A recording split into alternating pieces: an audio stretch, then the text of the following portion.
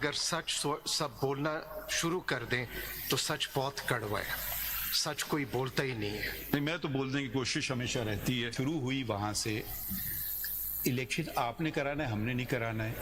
آپ نے الیکشن نہیں کرایا، فیصلہ آ گیا بھئی الیکشن کرا لو، چیلنج، الیکشن کرا لو، چیلنج، الیکشن کرا لو، چیلنج، کبھی لاہور، کبھی پشاور، کبھی یہاں۔ بھئی کس کا فائدہ اس کو ہو رہا ہے؟ اس کا فائدہ پی ٹی آئی کے ورکر کو ہو رہا ہے کہ وہ بھی بیچارہ کنٹیسٹ کر سکتا ہے۔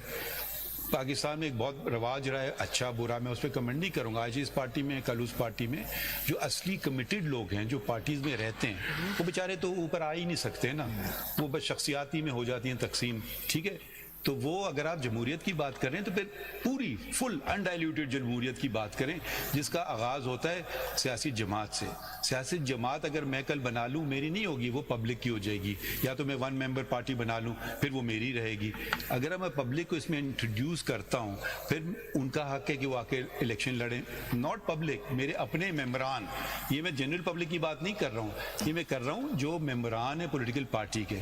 تو جی اگر دیکھیں، یا تو آپ نیرو ڈاؤن رکھیے اس پٹیشن کا سکوپ ایسے، مگر اگر آپ نے جنرلی باتیں کرنا نا ڈیموکریسی اور سبسٹینٹیو رائٹس، پھر آخر تک جائیے، ادھر بھی مجھے کوئی اعتراض نہیں ہے۔ آپ ایک اپروچ، یہ نہیں کہیں کہ جی اس وقت تک میں جاؤں گا اور اس کے آگے نہیں جاؤں گا، پھر آغاز کیجئے شروع سے۔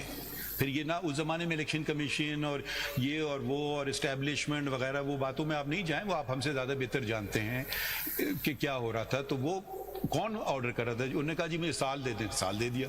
آپ پڑھ لیجئے judgment is in the field, and it's in the field, it's a judgment in the field whether you like it or not۔ آپ اس پہ تنقید کیجئے، مگر آپ پوری جمہوریت پہ تو چلے جائیں نا، یا پھر آپ کہیں کہ جس ہر جگہ آپ یہ بات آتی ہے، اچھا دوسری بات لے کے چلیے، یہ پارلیمان برابر تھی، ووٹ آف نو کانفیڈنس آتا ہے، بھئی وہ آئین کی خلاف ورزی نہیں ہو رہی تھی، ڈیزالوڈ، ٹھیک ہے؟ پھر وہ تنقید ہوتی ہے کہ رات کو کیوں سپریم کورٹ بیٹھا؟